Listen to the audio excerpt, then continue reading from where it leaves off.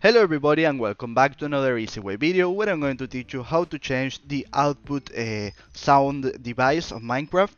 Actually this is very helpful because maybe you are listening to music in your speaker and you want Minecraft to play on your headphones. Well, you have to go to options, go to music and sounds, and here you can see that in device you can change it to whatever you want. In this case, for example, my headphones or my screen, my speaker.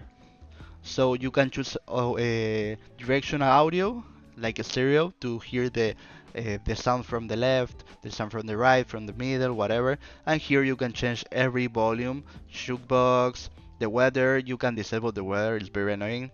And the music, if you like the music, you can enable. But actually, I don't like the music because they changed it a lot. I rather the old Minecraft music, so I disable it, and you can disable the hostile creatures, but I always make it to 100 because I want to know if there's any danger close, the players, whatever. So this is the tutorial. So if this video was useful for you, please comment, share, like, subscribe, press the bell in the subscription button, and see you in the next Easy Way video. Goodbye.